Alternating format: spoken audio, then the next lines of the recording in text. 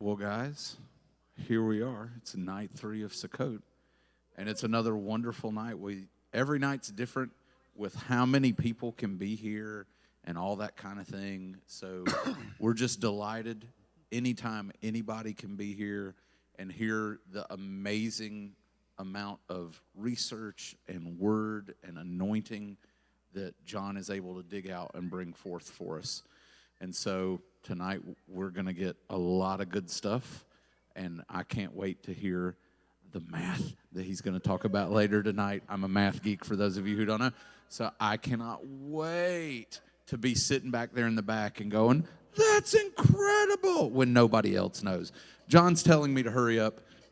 Everybody, the very impatient John Kostick.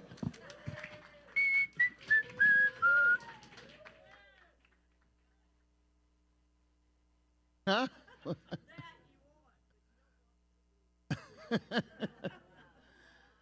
Okay, wow.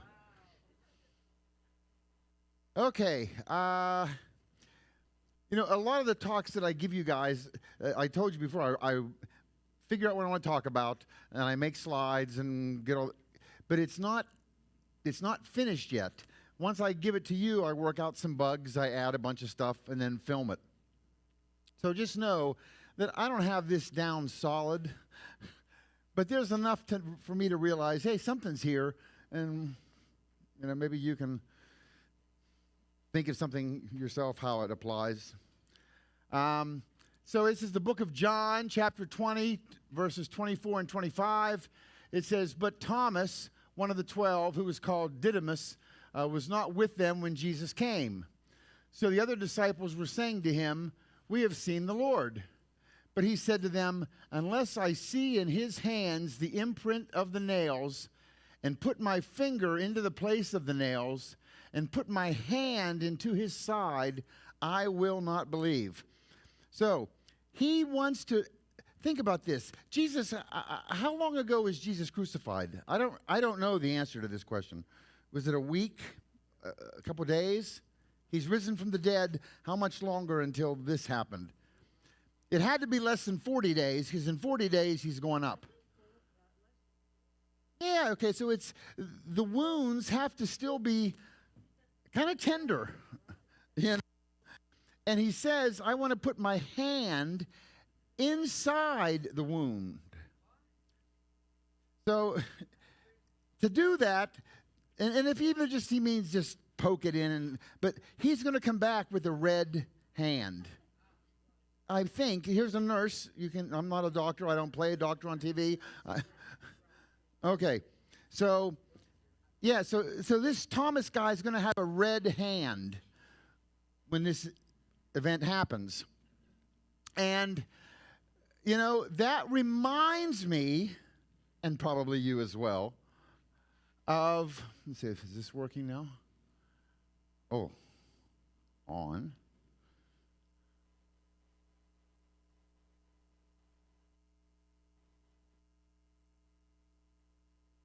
There.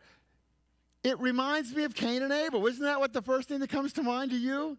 Yeah, right. What? Okay. Well, why does it remind me of Cain and Abel? I'm going to tell you. It says here in Genesis 4:11, this is after he bonks his brother on the head with a rock or whatever. "And now you are cursed from the ground," this is God speaking to Cain, "which has opened its mouth to receive your brother's blood from your hand." So Cain has some blood on his hand. Thomas wants to have blood on his hand. Yes? And what does a bloody hand symbolize? I think maybe guilt, right? If you got blood on your hand, that's kind of a guilt thing.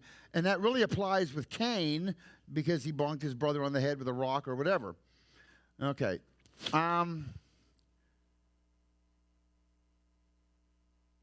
This is a guy, I think this is Doré. That looks like Doré. Have you ever just are bored? His name, Dore. He does the most beautiful sketches I use them a lot, and he's like 150, 200 years old. I don't know. They're not copyrighted, so I can use them. But they're etchings or whatever. Just beautiful of all the Bible stories. And here's his Cain and Abel. But lots of detail. I forget his first name. But I put in my videos, you'll see his work a lot. But what happens in 4:11 of Genesis is God calls attention to a bloody hand, right? And we might just even say, do I have, the word blood. Anyone know the word blood in Hebrew? Dam, okay, dalet mem. And what's the word for man? Adam. It's Aleph. Aleph is God. And Dam, which is blood. You put God and blood together, he makes man. Okay? And there's another, that Aleph, Dalet, Mem. Same spelling as Adam. Also spells Edom. And Edom means, anyone? Red. Edom is the Hebrew word for red. Okay? It's also the place where Esau went. Okay? Esau, his nickname was Edom because he was red and hairy. The descendants of Esau became Edom. Yeah, they used to send the sacrificial goat on Yom Kippur. They would send it to Edom just to get rid of it. And then they push all the sins on the goat, okay? So there's an interconnection to Edom and man and blood and red. They're all very similar words kind of mushed together or pulled from each other. Do you see that? So here, God is calling attention to a bloody hand, blood dome, or Edom, a red hand, okay? And we said Esau, there's a verse that says Esau is Edom, okay? And Esau was had a brother Jacob, and remember Jacob. He tricked his father into giving the blessing to him, right? He pretended to be Esau. Let me rephrase that. Jacob pretended to be Edom. Good on that? Okay. And Esau said to Jacob, it starts out, this is before even he tricks his father. This is whenever he gets the birthright. Esau said to Yaakov, please feed me with this red stew, for I am weary. Therefore, his name was called Edom. There's a lot packed in this verse. Here it is. When he says, feed me some of this red stew, in the actual Hebrew, it's more like, give me some of that red stuff. Okay? He's not being polite. You've been in the kitchen slaving all day, and he goes, give me some of that swill, woman. It wasn't, it's more to that than it was, please may I have a dish of your delicious souffle. Okay? And the way the Bible writes that in the Hebrew is ha'edom, ha'edom. He repeats a word. And the word he's repeating is Edom, which is red. So, hey, give me some of that red. That's what he's saying, okay? Literally, which when you repeat it like that, it's like, give me some of that red stuff, okay? So, you see here, where's my stick? My stick. And here, and said, here's Esau to Jacob, give me some of that red, okay? For I am weary. And then it continued, therefore his name was called Edom. Notice the word Edom, Aleph, Dalet, Vav, Mem, is very similar to Aleph, Dalet, Mem, right? Edom, Adam. It's that root word is all the same.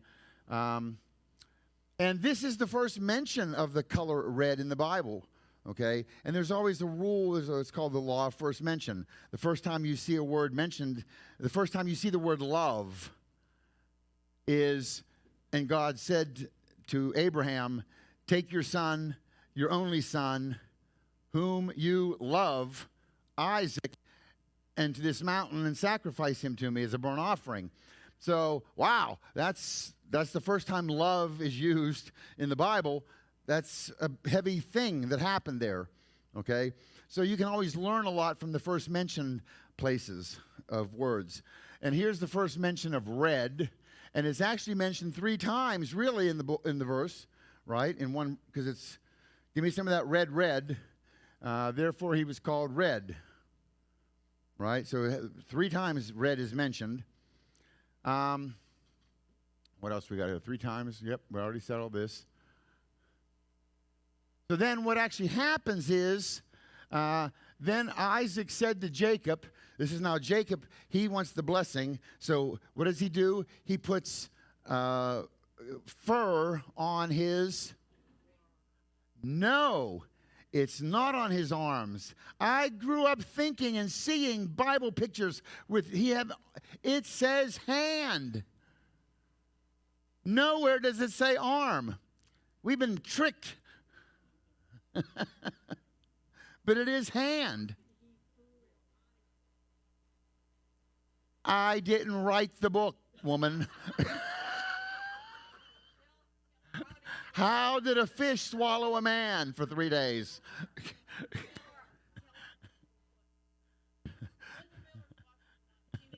Okay. He wants to know, how can you fool your father with just a furry hand? That's what she asked. Anyway, he could have had long sleeves on. You know, it doesn't matter. But the point is,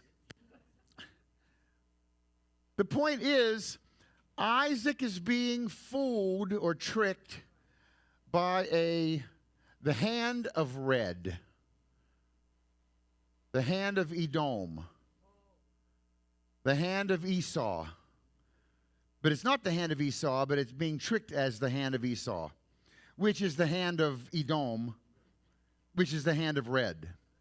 Because we just had, remember, up here we had, now you are cursed from the ground, which has opened its mouth to receive your brother's blood from your hand. We have Cain, God is pointing out a red hand. And how with Esau and Isaac and Jacob, there's something happening with the hand of red, the hand of Edom. And we had Thomas, who was called Didymus.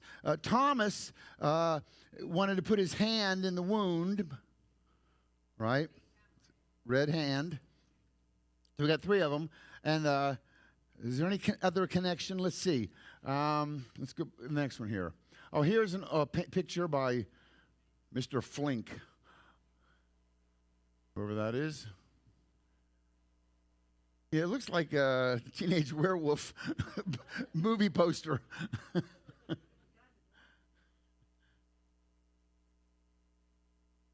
You know who else comes to mind next is Zerach and Perez. And this is the same verse up top, right? Thomas, who was called Didymus here, here's in Greek, Didymus, was not with them when Jesus came. We already read this. Zerach and Perez. Do you remember who they were? I'm going to refresh your memory. Yeah, this is when Tamar dresses up like a prostitute and tricks Judah into sleeping, and then takes the ring and the staff and the bracelet. She's found out. He wants to have her burned. She said, whoever owns this stuff, I'm not even helping. If you know the story, you know it all by now. I don't have to keep going. If you don't know it, what I'm going to say next isn't going to help you. So I'm not going to say it.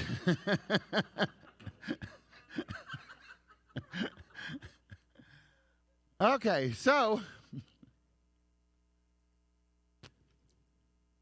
it's time for her to give birth, okay? And it says it came about time she was giving birth, and beheld, there were twins in her womb. Moreover, it took place while she was giving birth that one baby put out a hand, and the midwife took it and tied a scarlet thread on this hand, saying, this one came out first. But it came about as he drew back his hand that, behold, his brother came out. Then she said, what a breach you have made for yourself. So she named him Perez. Afterward, his brother came out, who had the scarlet thread on his hand, and she named him Zerach. And it looks like Zerah, but that's a chet on the end, so it's Zerach. Okay? Now, those two letters are very similar in Hebrew. You know, one's soft, one's very hard. Okay, clicker here. So we have a baby who puts his arm out, and they put a red thing on it, right? You know what we have there? A red hand. And everybody's looking at it, right? We had with Isaac and Jacob the hand of red, the hand of Edom, and somebody was really examining that hand, right? And back with Cain and Abel, we had God who was examining the blood, your brother's blood, dripping from your hand, right? So there's a lot of attention to red hands being paid. And is there anything else in common between all of these?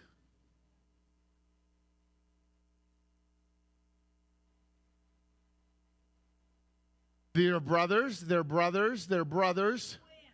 They're twins. In fact, look up here. It says, but Thomas, one of the 12, who was called Didymus, was not with them when Jesus came.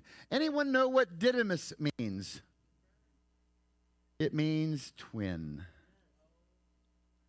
Son of a gun. Well, look at that. We're going to talk about that next year. No, I'm gonna show you that they're twins. And let me here's how I know that they are twins. If you look at, say, when Leah started her baby making, it says, so Leah conceived and gave birth to a son, and she named him Reuben. Behold, a son. Then Leah conceived, and she gave birth to a son, and she named him, now Levi, I think, is next. Simeon, then Levi. But then it says, and then Leah conceived, and she gave birth to a son and named him Levi.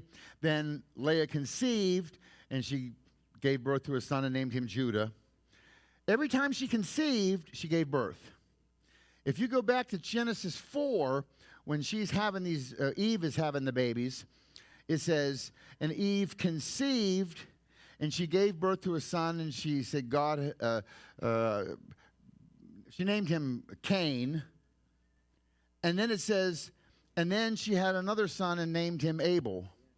It doesn't say she conceived again. She again bore a son. And so was it one conception and two births? I claim it does, especially since it does have another thread that runs through it, and that is the examination of a red hand. Because I see an examination of a red hand with Thomas. He wants to put his hand in Jesus' wound. And there's the examination of the hand of Edom, the hand of red, with Esau and Jacob and Isaac. And there's a red hand examination. Everybody's watching the red hand of Zerach when it came out. They're paying close attention to a red hand. And that happened with Cain and Abel. And I think that there is this twin red hand connection somehow. Are you seeing it? You know, it's there, I think. I don't know what to do with it.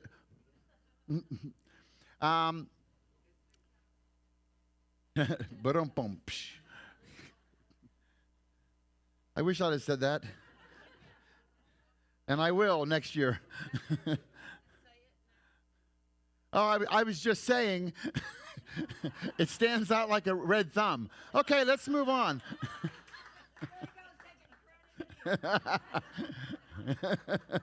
I was just being my witty self. Ba-dum-bum. Okay, so so now you know why I think Cain and Abel are twins.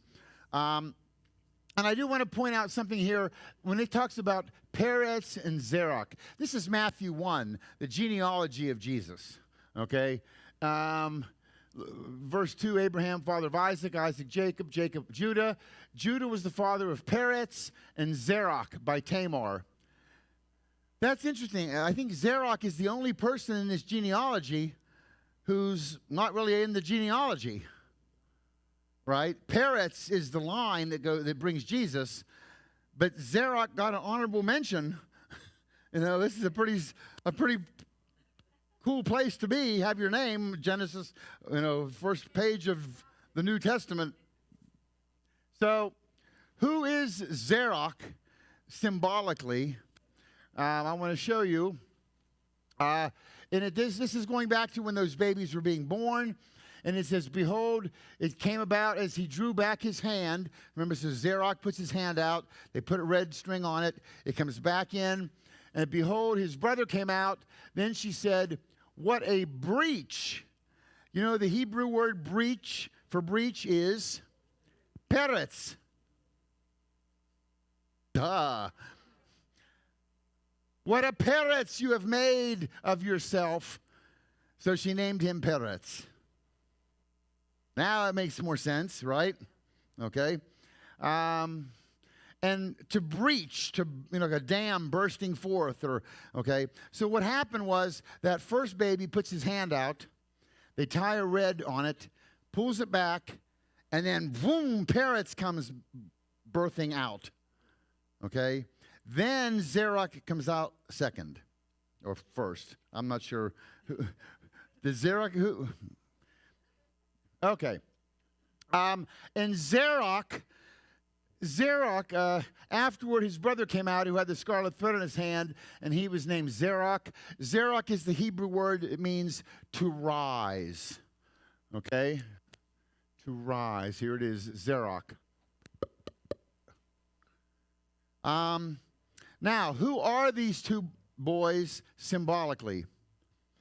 I believe that Zerach is Israel. Because when the Messiah comes, Israel puts out the hand looking for the Messiah, but then pulls it back. And then the church is Peretz. The church bursts through.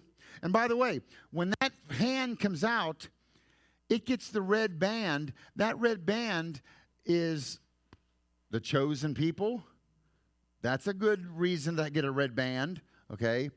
Maybe it's to point out, because usually red on the hand did mean sin. And it can mean more than one thing. And I'm still working this out, how this all fits together. But somehow it's fitting together, okay? So, but Zerach is the Jews. They looking for their Messiah. Oh, wait, him. That's not what we were expecting. They pull it back. The Christians burst forth, Peretz. And then the Jews are going to get it later, and they're going to be reborn. You know, Romans talks about it, you know, that when the fullness of the Gentiles come in, when the fullness of Peretz and the bursting forth come in, then Zerach, all Zerach will be saved. It could be. Okay, I'm getting all tangled up here. There, thank you.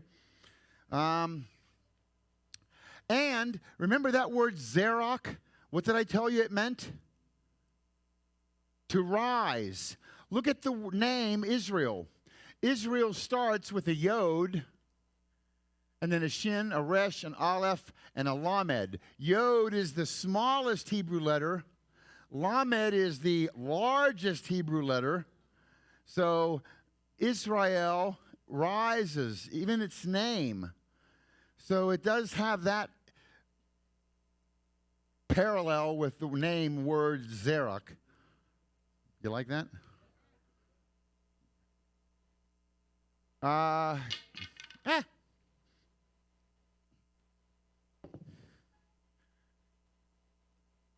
Yeah, so Zerach, then Peretz bursts forth, and then Zerach is born. And Romans 11 says, I don't want, you've already read this, right? Partial hardening has happened to Israel until the fullness of the Gentiles has come in. So that kind of confirms that maybe. Okay, so we've got a lot of examples of twins, and they all have someone drawing attention to their red hand. Okay? Okay. Are there any other twins in the Bible? The answer is yes. I'm going to let you guess who they are. Okay, well, let's look at Noah. It says that Noah was 500 years old. What a coincidence. I didn't pay her to say that. Noah was 500 years old, and Noah begot Shem, Ham, and Japheth. So, in his 500th year, he got 3 kids. So, it's either twins, and 9 months later he had another baby, or triplets, right? But I think it's not twins because I don't have any people paying attention to a red hand with Shem, Ham, or Japheth. And every other twin seems to have some attention being paid to a red hand. So these must be triplets because they were all born in the same year. That's my thinking. So for what it's worth. I know 2 sets of triplets. There was my friend, he came here one night. He's from South Carolina. We went to school together. And when he was 40 and his wife was 40, they had already had 2 teenagers. And at age 40, she had triplet girls. And now they're grown and beautiful. But could you imagine at age 40 getting triplets?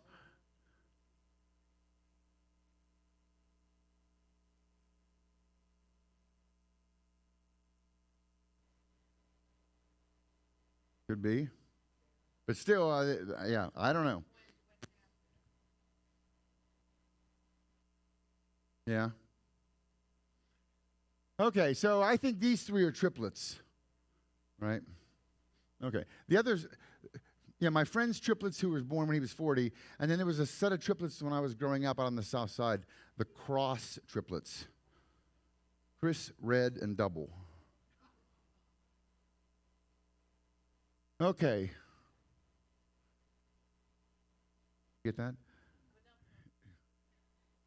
Yeah, where's Joey? We need Joey on the hi-hat. Okay, so we're now still looking for the next set of twins. And there is still one more set of twins.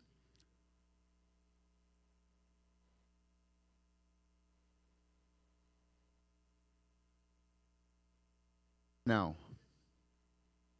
Yeah. Okay, here. No. And they could have been, but I don't. Yeah, no mention of it. Okay, here's going to be, you ready? Let's look in Acts 28, verses 1 through 6. It says, when they had been safely through, then we found out that the island was called Malta. But when Paul had gathered a bundle of sticks and laid them on the fire, a viper came out because of the heat and fastened itself on his hand.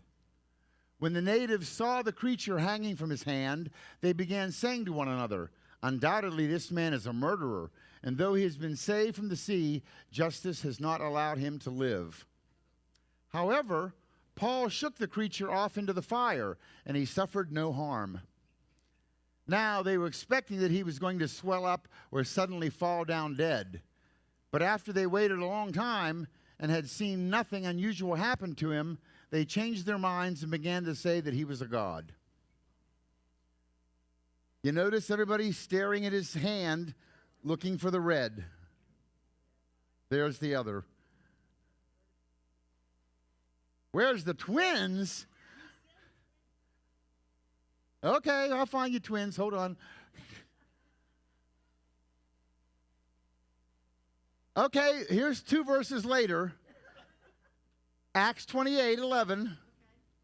After 3 months, we set sail on an Alexandrian ship which had wintered at the island and which had a figurehead of Dioscuri. So it's a ship from Alexandria, right?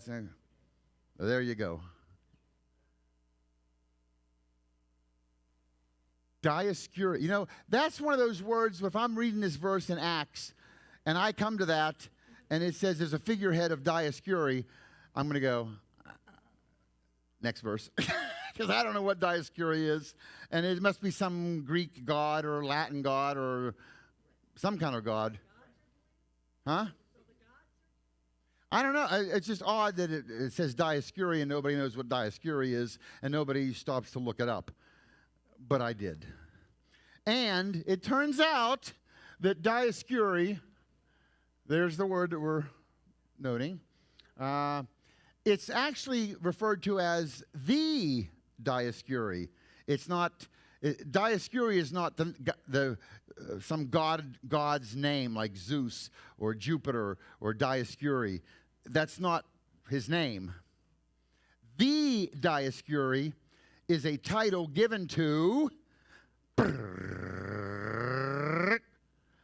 twin sons of Zeus and Leda, Castor and Pollux. You know, you need to brush up on your bullfinch's mythology, because I'm going to hold it.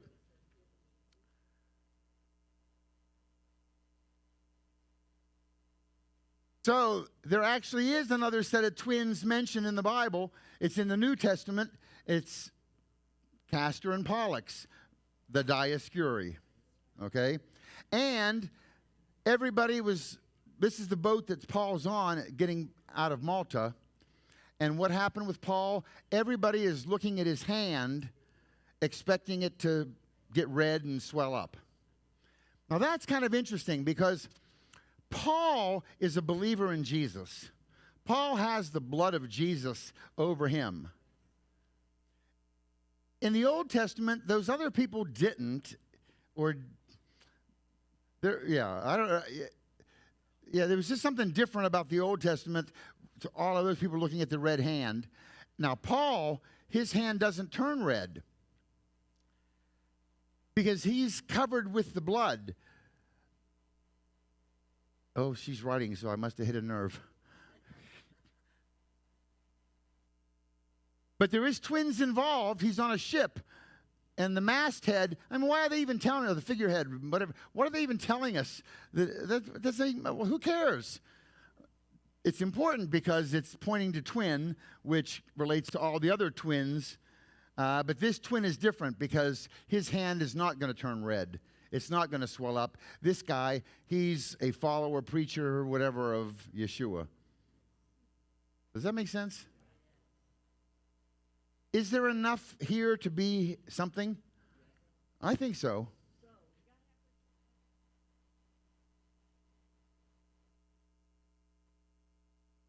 Yes.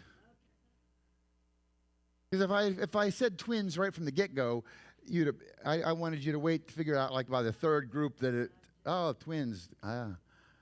See?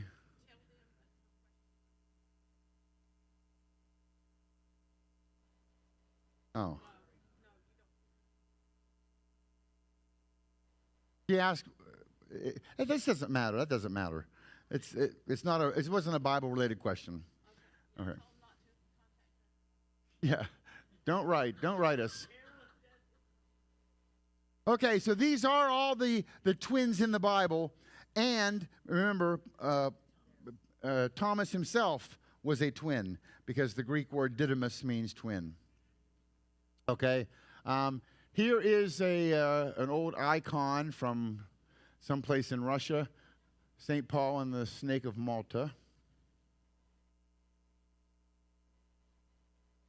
Here, Landscape with Dioscuri. This is the name of this painting by whoever this guy is in 1640. But look at the Dioscuri. What is it? It's the twins. Okay? So, and if you look up Dioscuri on Wikipedia, it's the twins. I don't know why they have that name, but that's what it's called. Okay?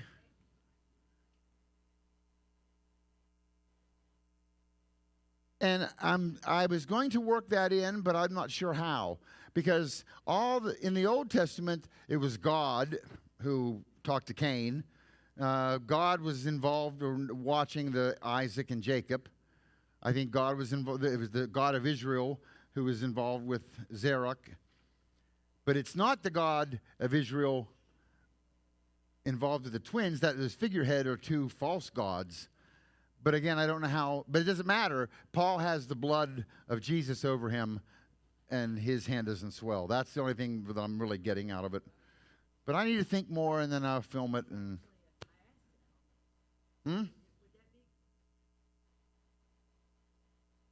I will.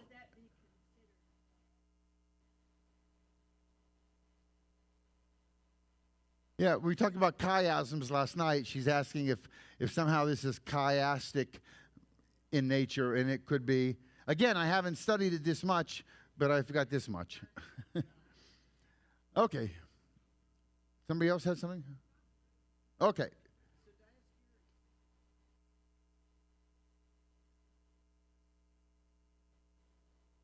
Yes. And only this set of twins. Yes, and there are two stars in the sky, Castor and Pollux, that are, it's part of a famous constellation, and that is also the Dioscuri, okay. Okay, so that concludes the twin talk, which took 45 minutes, which means we still have time to do something else. Before we do something else, we're going to spend 2 minutes just having a little fun, since we're talking about twins, okay? This is a famous twin poem. I don't know if you've ever heard it or seen it, but read along with me, would you? In form and feature, face and limb, I grew so like my brother that folks got taking me for him and each for one another. It puzzled all our kith and kin. It reached a fevered pitch, for a fearful pitch, but for one of us was born a twin, yet not a soul knew which. One day, to make the matters worse, before our names were fixed, as we were being washed by nurse, we got completely mixed. And thus you see, by fate's decree, or rather nurse's whim, my brother John got christened me, and I got christened him.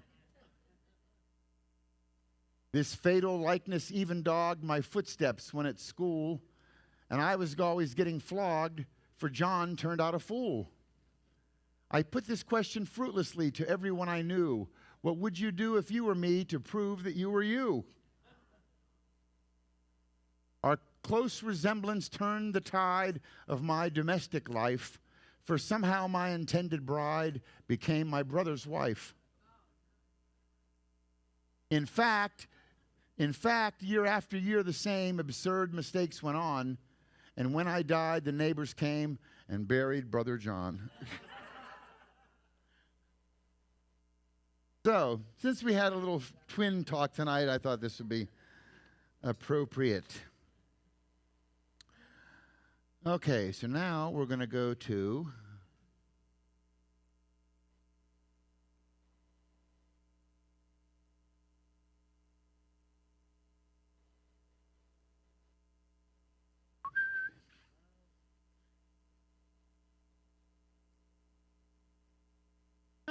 not necessarily. Okay, remember in Hebrew, we have what's called geometry, gematria. Okay? And the numbers go 1 to 10, then they jump 20 to 100, 200, 300, 400, right? And it actually continues on. These are the Sophit. Remember Sophit, there's some 5 letters that have a different ending, a different shape if it's at the end of a word. 5 Hebrew letters have a special shape if it ends a word. Okay, they're called the final forms. All right, and they have their own values.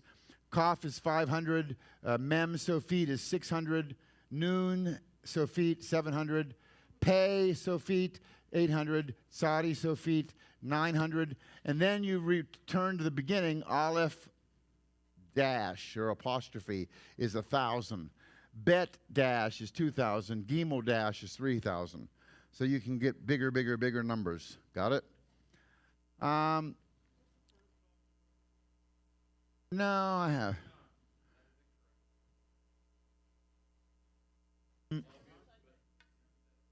Huh? It's not a yod. Yeah. And then you have, Greek has its isopsephy values. Okay? So just in case any of these show up today, there they are. Oh, I'm going the wrong way.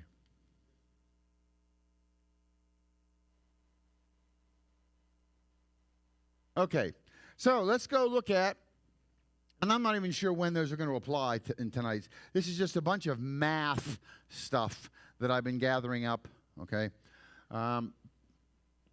So this is Genesis 1:14, putting the lights in the sky here. Then God said, let there be lights in the firmament of the heavens to divide the day from the night.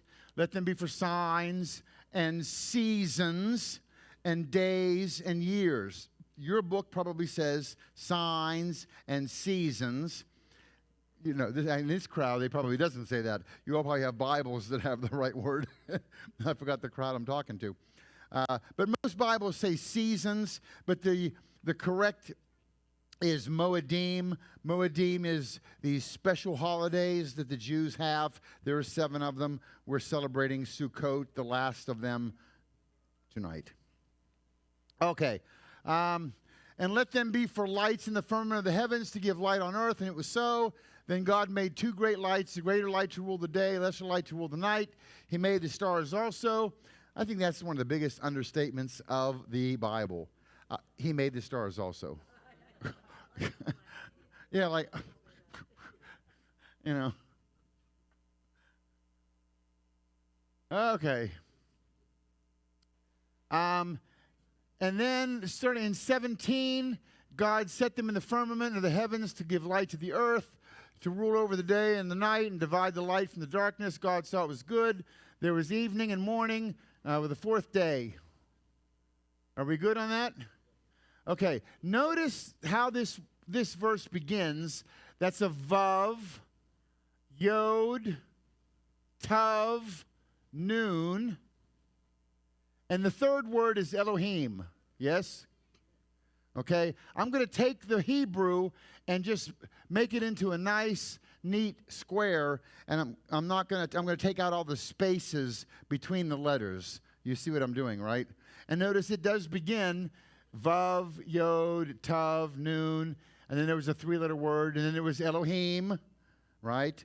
And if I go back, look, it mentions Elohim again. God saw it was good. There's God again. And there was Erev and Boker, evening and morning. Look here, and here's the second Elohim, and here's Erev and Boker. And I put 26 letters across. All right? So when I do that, and I'm going to erase all the little hints we had, I'll leave this one here for a second. If I start right up here at this Yod, and I'm going to count 26 letters forward. Remember, Hebrew reads this way. Well, because I put 26 across, guess what? 26 is going to put me where? Right under there. And it's a shin. And if I count 26 more, I get a Vav. and 26 more, I get an ayin. And those 4 letters spell Yeshua. Every 26 letters apart. Well, that makes nice. It makes me think he was there when all this creating of light and planets and, okay. So it's a skip of positive 26. On that same grid, let's start at this yod down here. And I'm going to go back 26. And when I do, I get a shin. And if I go back again, I get a vav. And if I go back again, I get an ayin. And those 4 letters spell Yeshua again, but reading upwards. Okay? Let's put in the rest of this verse. Here's verse 20 through 23. Okay? And here I'm going to skip down to 25 and 26. When I do that, I'm going to start right here at this yod. And I'm going to count, not 20, and I still have 26 across. I'm not going to count 26, I'm going to count 52, which means I'm going to go around once, and I'm going to go around twice, and I get a shin.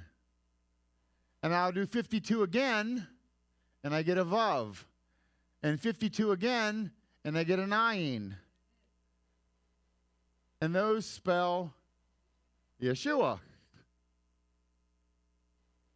So he's got Jesus' name hidden 3 times in the passage where he's creating the sun, moon, and stars. Okay? And it is interesting that he does it 26, because 26 is the value of Yahweh. The Yud, He, Vav, He. Yud is 10, He is 5, Vav is 6, He is 5. So you have 10, 5, 6, 5, 26.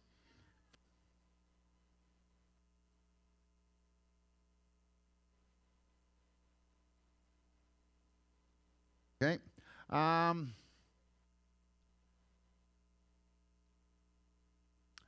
This is something I've shown you before. I show a lot of people this because I just think it's really, really cool. It says that, and God said, "Let us make man in our image according to our likeness." In our image is Betzomenu. Tsal means shadow. So when we're made in his image, it's his spiritualness, okay? According to our likeness. Likeness is kidmatenu, which comes from dam. Dam is blood. That's the physical. So we're made in God's spiritual likeness and his physical likeness. Make sense? Versus, if you just say, and then God said, "Let us make man in our likeness according to our," what is it? In our image according to our likeness. It sounds like he's repeating himself. It sounds like he's repeating himself.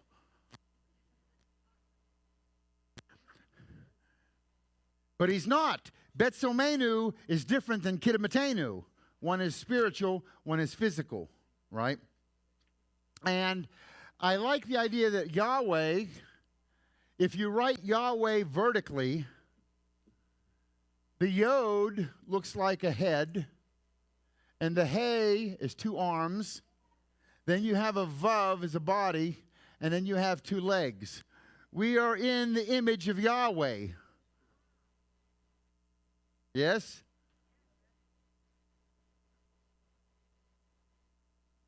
Okay. Now, I'm not going to go through all these because throughout a bunch of my past videos, I have a lot of places where pi shows up. And we did a whole night of pi, and we've taught you pi, and that's not the point here. I'm going to do a quick run through. Here was one example in Genesis 1:1 where pi shows up. I don't expect you to understand it. I'm not going to reteach it. It's in past videos, but there's one of them, okay? Oh, shows up as 3.1415, 5 decimal places. In Genesis 2, I get a word sabab, which means to go around. It's the first time a samek shows up in the Bible. Samek is a round letter, and the first time it shows up is in the word around. And there's a really cool tie-in with that samek, that it shows pi as 22 over 7, which incorporates the samek into that. That's in a lesson on a past video, but it's another place where he has pi hidden. If you take the reciprocals of the first, all the Hebrew letters and their final forms, and you add up all the reciprocals from Aleph to 2000, it comes out to pi. Okay?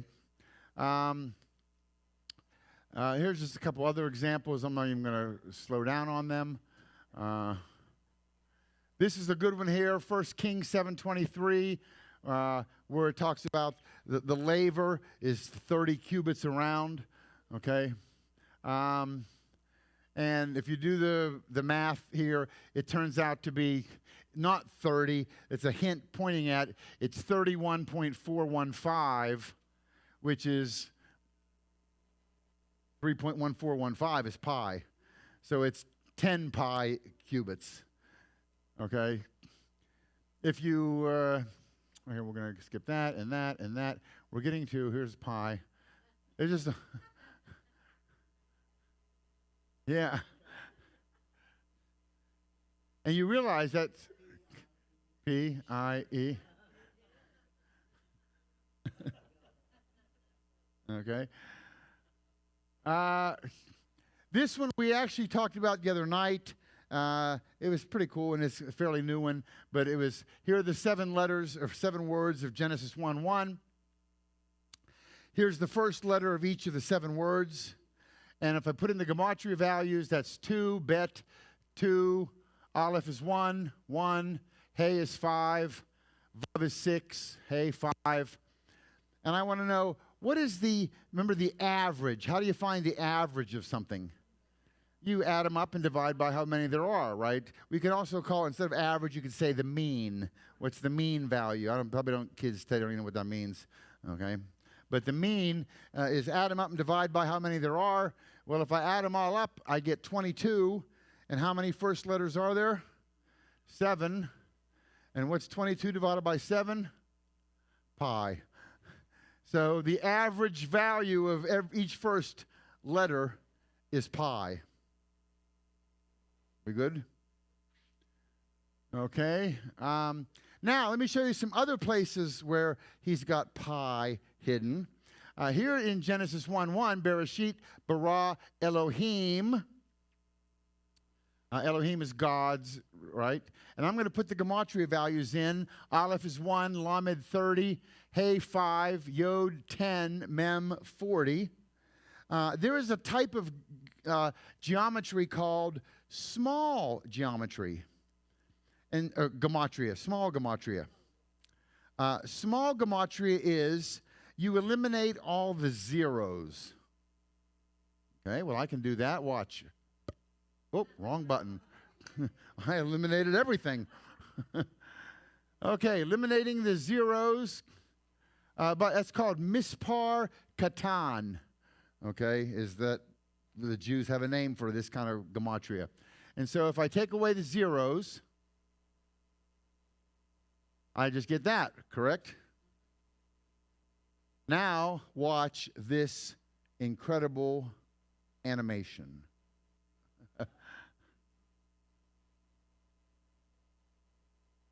If I move the L around to the front, I get 3.1415. And because it took me a whole day to do that, you're going to watch it again. Whether you want to or not.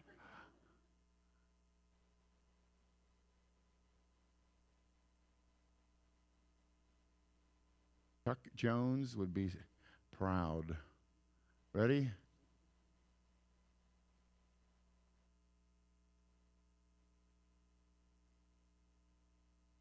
That's pi.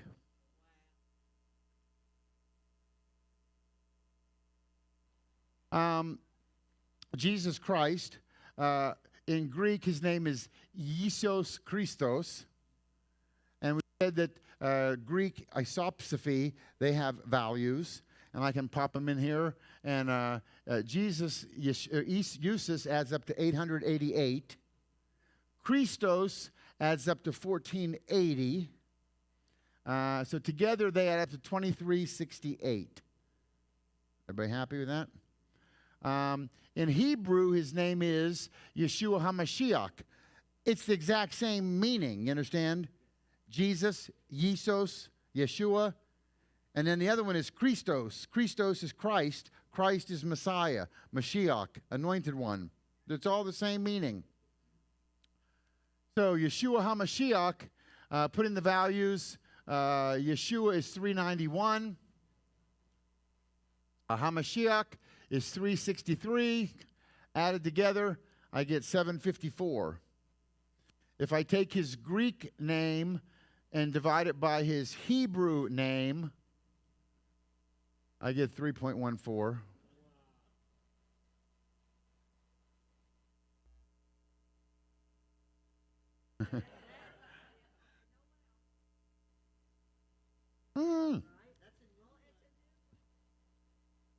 Yeah, you can wow.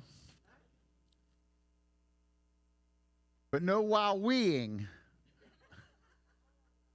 Wow-wee. Okay. And just, you know, I understand this formula. I followed along as they explained it. Could I explain it to you? No. But it is an incredible formula, and it is a true formula that God, in his infinite wisdom, made a mathematics such that this formula can even exist. Because this formula has probably the five most important numbers in mathematics are all in one formula. It's E. E is the natural logarithm. No, not E equals MC squared. This is a math number. It's the natural logarithm. It's 2.7183, never ends, never repeats. It's like pi, and it has a lot to do with logarithms, and very important number mathematically. Banks use it. Sending people to the moon use it. It's used a lot. And pi, you know, that's an important number. And you're raising E, which is an infinite number that's, right? You're raising it to the pi exponent power. Yeah. Okay. Then you're also raising it to the I power. I is the, I think I have a thing here. E is the base of natural logarithms, 2.7183, ...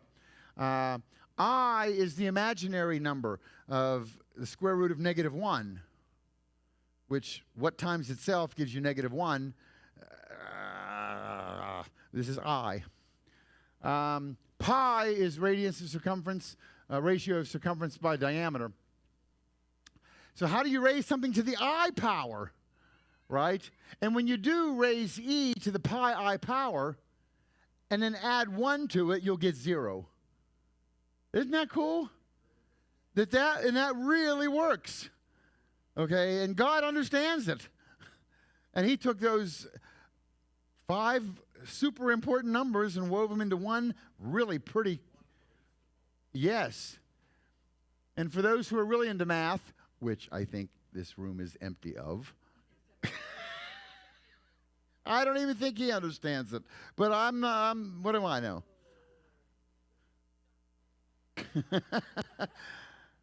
Does any of this make sense to you, Nate? Because that's how it. Yeah, I did a graph of it, but I'm not going to explain it because I can't. Okay. But I just wanted to point that out. There's nothing biblically related to it.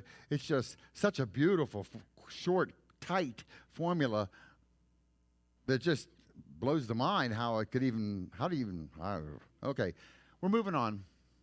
Okay, but to you who fear my name, the Son of Righteousness shall arise with healing in his wings. This is that verse from Malachi 4. We talked about the other day, I think, the Son of Righteousness. It's S-U-N in this verse. It's not S-O-N. Okay? But this verse adds up to 2,220 if I put in all the gematria, right? Yeah, I'm actually putting in each letter, and then I've summed up. These are the totals of the, right? That whole word is 167. You understand that, correct? Okay.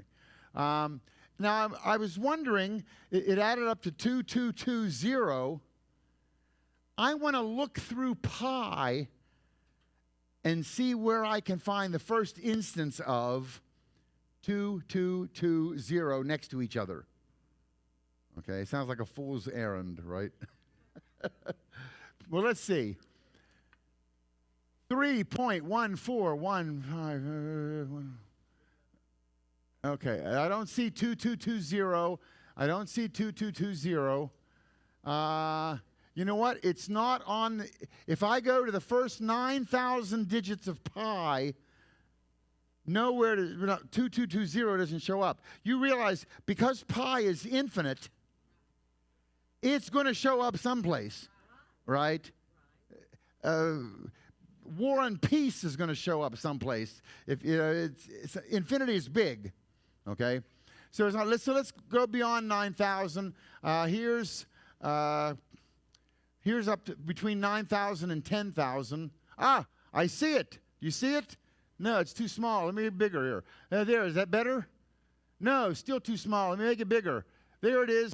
You see, 2220. It's the 9,334th place of pi. Big deal, right? But you understand what we're doing, okay? Now, once we've done that, you know what else? Besides that verse added up to 2220, right? Remember this guy, John the Baptist, or the Jews call him Yochanan the Immerser, okay? And here's his name in Greek, okay? And Greek has those values. I'm going to put those values in for John the Baptist's name.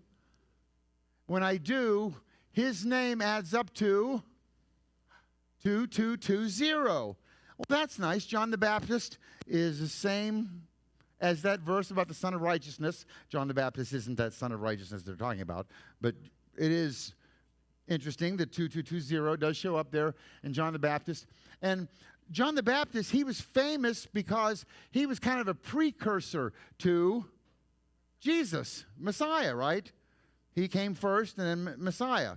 And that would be Jesus, right? Jesus is Messiah. And Jesus' name in Greek is Eusus, right? And Eusus, I can put in the isopsophy there. Jesus' name in Greek adds up to 888, right? And John the Baptist comes before Jesus. And the very next number in pi after John the Baptist's number is Jesus' number. How about that?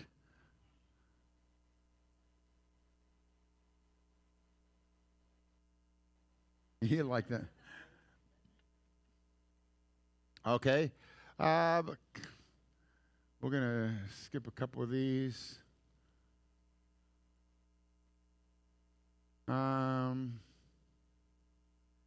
Okay. And the governor said to them that they should not eat of the most holy things till there stood up a priest with the Urim and the Thummim. Okay? In that verse, that phrase right here, that last line, a priest with Urim and Thummim. That's this whole line right here. What's that word for priest? Anyone? Kohen. It's the Kaf, Hey, final noon. A Kohen. Deborah should have answered that. Where is she? You should have answered. Okay. Cohen with Urim and Thummim. Put in the gematria values for that phrase, and it adds up to 888, which again, Jesus is 888. I think Jesus is that priest with Urim and Thummim. And remember, Urim and Thummim begin with what letters? Aleph and Tav, right? Aleph and Tav is Messiah. Okay, the heavens declare the glory of God. That's a nice phrase we hear a lot, right? Put in the gematria values. They add up to 888, which Jesus is, again, add up to 888. He has remembered his mercy and his faithfulness to the house of Israel. All the ends of the earth have seen the salvation of our God. That phrase, the salvation of our God, we hear that a lot. Look at it closely. The word salvation is this first word right here. This is God, right? This is God. And you put new on the end. That's our God. Okay? Eloheinu, right? This is the salvation here. Salvation, the word salvation is Yeshuat, with a tav on the end, which is the word Yeshua, and the tav is the cross. So Yeshua on a tav, on a cross, is the Hebrew word for salvation. Well, that's kind of, how do you miss that, Jews? You know? You know what? It's easy for them to miss it. For one thing, we don't call him Yeshua. We do. We call him Yeshua, but only in the last 20, 30 years of you hearing that. You know, for 2,000 years, we're calling him Jesus, and we have him dressed like some crazy pink robe with a pumping heart and a gold. And they're going, I'm sorry, but he's not a Jewish Messiah. You know, so I don't blame them for not believing. Plus, God blinded them, right? But anyway.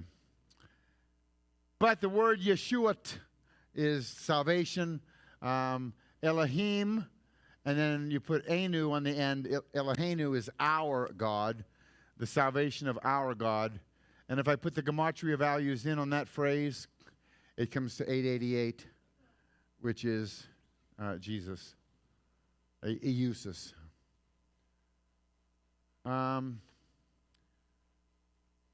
And here, remember this Christmas card verse. For unto us a child is born, unto us a son is given, and the government will be upon his shoulder, and his name will be called Wonderful, Counselor, Mighty God, Everlasting Father, Prince of Peace.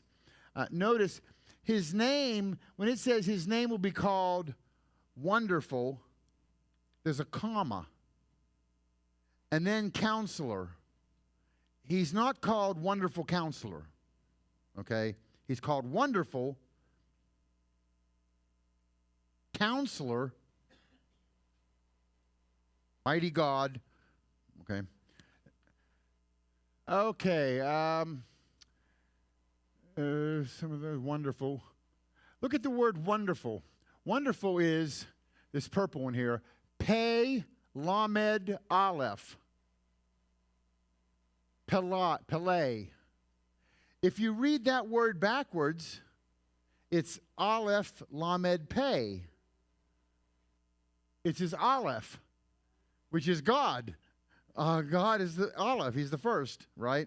So Pele is just the reverse of Aleph.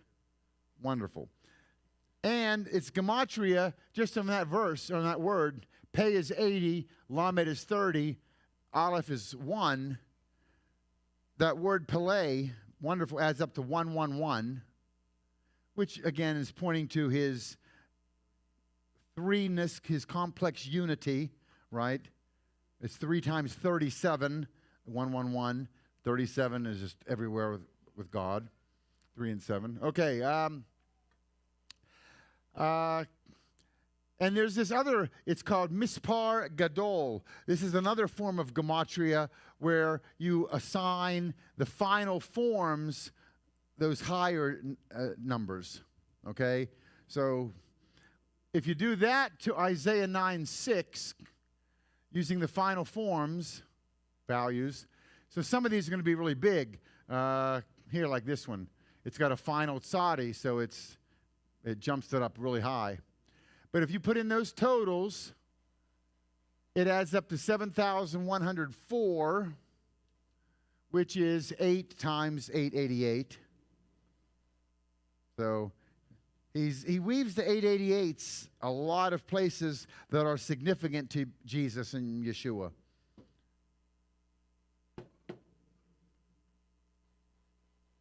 Someone back there? Possum? Probably. So that's 888 again. He reveals deep and secret things. He knows what is in the darkness, and light dwells with him. That phrase, and light dwells with him. And Jesus said, I am the light of the world. That phrase adds up to 888, which is Jesus. We're going to skip this. I am the Lord, I do not change. That phrase adds up to 888, which is Jesus.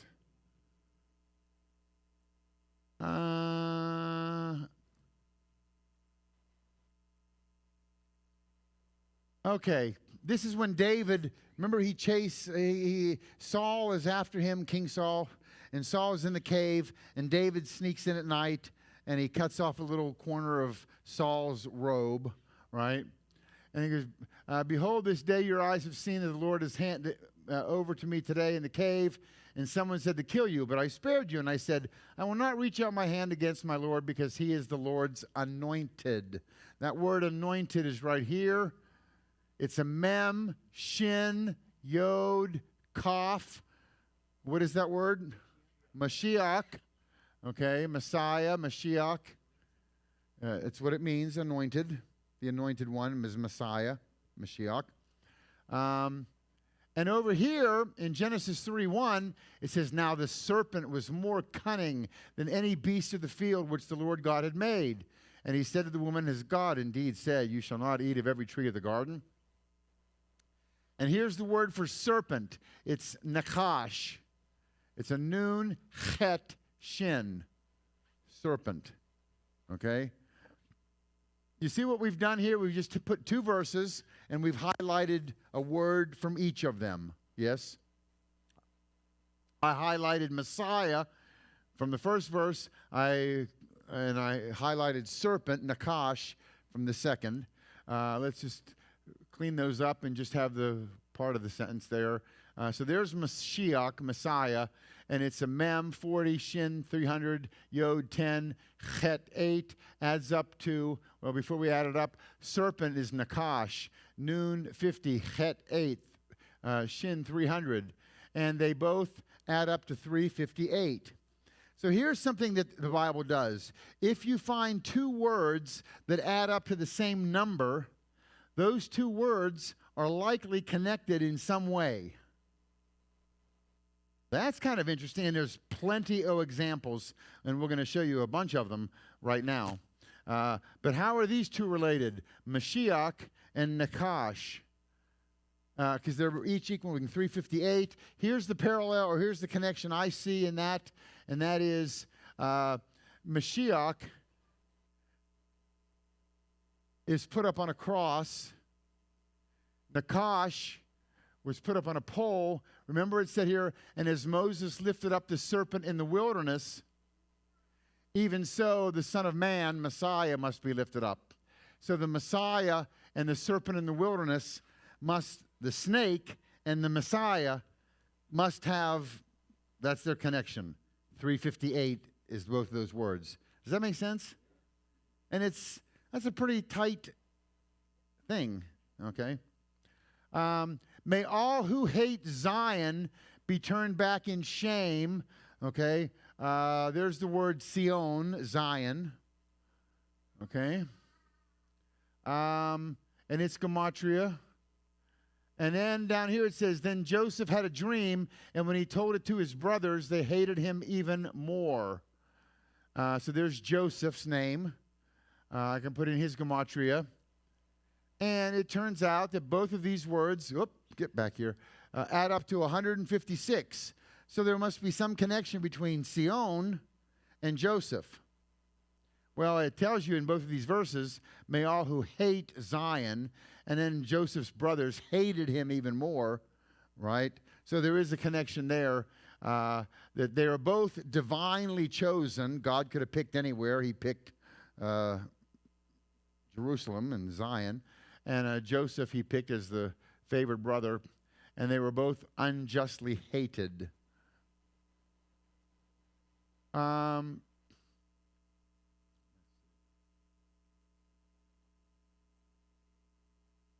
Okay, Genesis 1:3.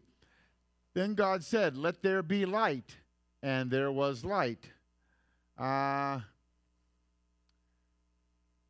Genesis 15:1, it says, after these things, the word of the Lord came to Abram in a vision, saying, do not be afraid, Abram, I am your shield, your exceedingly great reward. Okay? And the phrase I want to take out of here is, word of the Lord. Well, word of the Lord. That's Debar is word, Yahweh. Word of the Lord. What? Well, let's here. Let's put the gematrias in. Hit that wrong button again. Okay. Gematrias over here for Yea or let there be light is 232. Word of the Lord, Debar Yahweh, 232. So there must be a connection between Yehi or and Debar Yahweh. There is a connection. What is the first word of the Lord? Let there be light.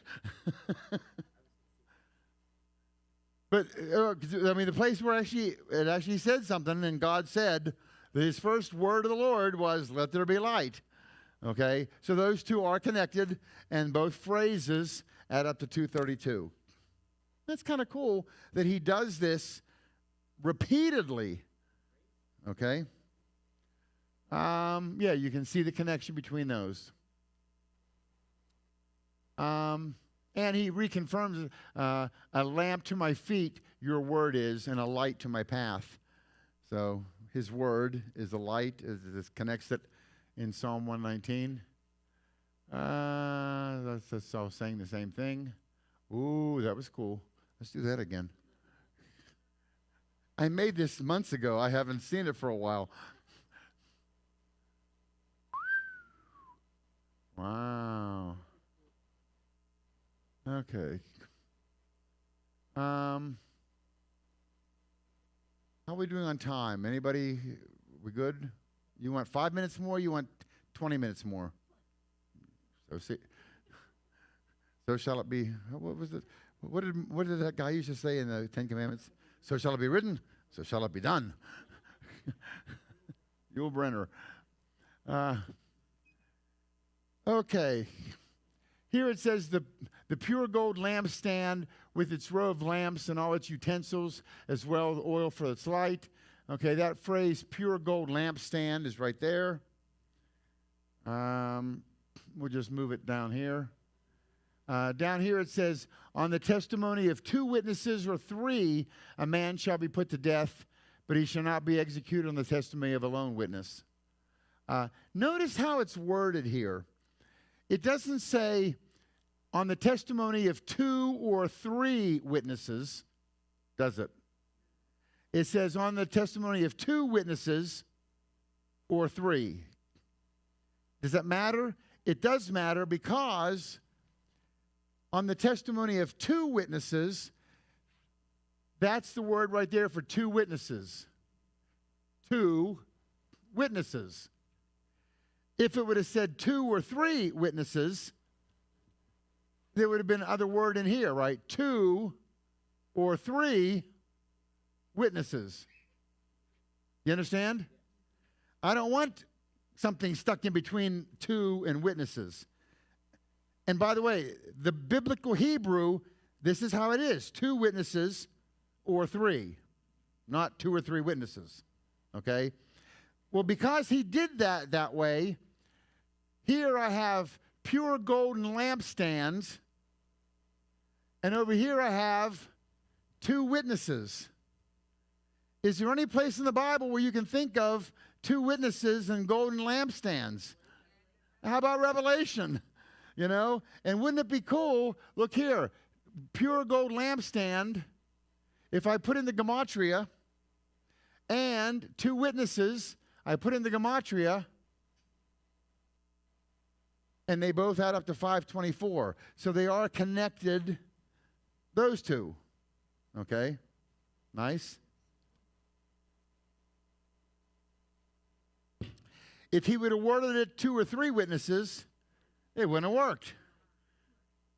See? Was that what?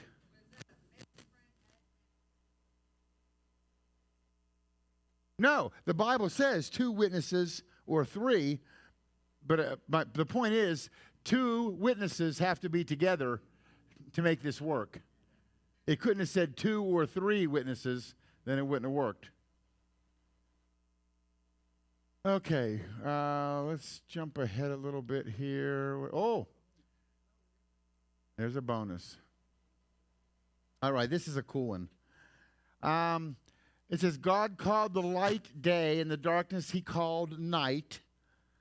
And there was evening and there was morning the first day.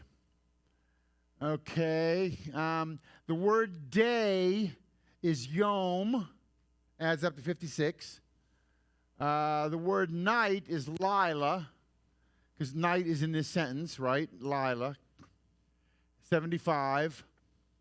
Erev is evening. That's in this verse right here, Erev. Adds up to 272. And morning, Boker. Boker's in this verse here, adds up to 302. Now, if I add day and morning together, I get 358. If I add night and evening together, I get 347. Notice that the totals are kind of close to each other, aren't they? And these 2, there's light outside. I can see, right? These 2, it's dark outside. I can't see. So just looking by the gematria values, it looks like there's a little bit more light than night, right? Well, you know, that is true up north of the equator because we have seasons, right? And sometimes when we're tilted a certain way, the days are very long in the summer and the nights are shorter. And then you've come wintertime and the night becomes much longer and the days are shorter. But if you were on the equator, it should be the same. Or if it's the solstice day, you know, like March 21, evening and day should be equal, 50-50. But gematrically,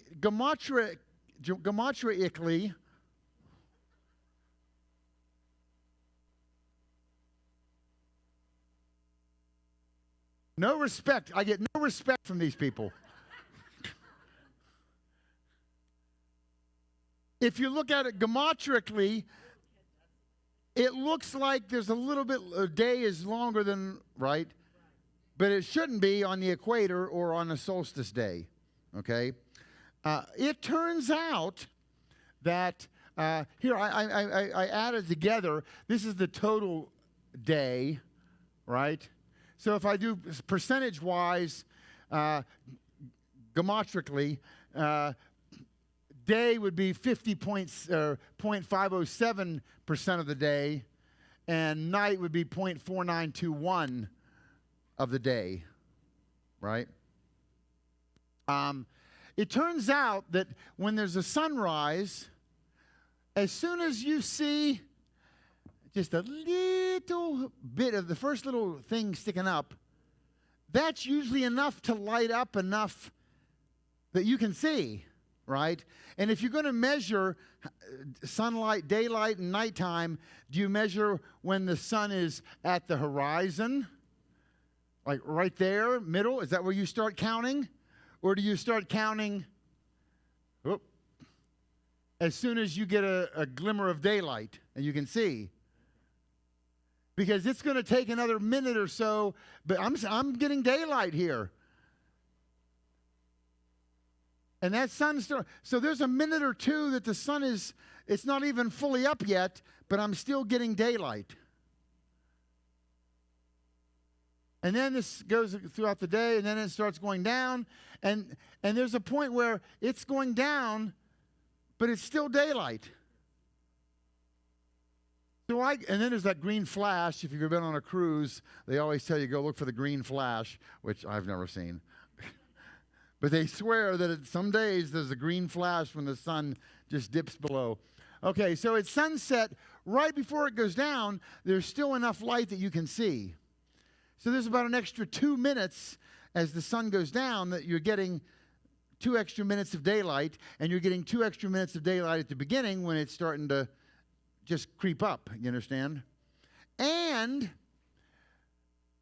because, do I have a picture of this? Maybe you can read this. You know, there's a refraction is like light bending. And light waves bend around the earth. We actually see the sunrise. It's about how many minutes? 3 minutes before the sun rises, we see the sun. Okay? Because it's being pulled by gravity and the light bends. Okay? So we actually get 3 extra minutes of sunlight before the sun actually rises. Not to mention, when it just touches over, you get about a minute or so until it rises. So you're getting a whole bunch more daylight every day. Not a whole bunch more. You're getting more daylight than you are nighttime. And when the sun goes down, we still see the sun for another, how many minutes? 3 minutes before because it's refracting back the other way. All right? So you're actually getting an extra 8 minutes of daylight every day. Okay? And if I do the calculation here, this is what it was. Okay, daylight and nighttime. Here, because I'm getting extra minutes of daylight, I get 12 hours and 8 minutes of daylight. I only get 11 hours and 52 minutes of nighttime. So their value, how much percentage we get, is very, very close to the gematria values of day and morning and night and evening. Does that make sense? Okay. It's very nice, huh? Okay. And light beats darkness. We get more light than we get darkness. Okay. This, again, light beats darkness again. Is there a bonus 3? What is this? The first 7 primes. I forget what's special about them. Let's see. If I square the first 7 primes. Oh, yeah, I think I get 666. Don't know what to do with it, but it's there. No, that's not ready. Okay, well, there's your 20 minutes. But I thought it was kind of cool. Okay, let's have a prayer here. Dear Heavenly Father, awesome God, thank you for all this cool stuff you've put it in here for us to explore and to discover and to wow at your incredible greatness. And Just may you get all the honor and glory and praise for putting it there and for revealing it to us. We ask you just bring us back safely tomorrow night, and may there be peace in Jerusalem. In Yeshua Jesus' name, amen.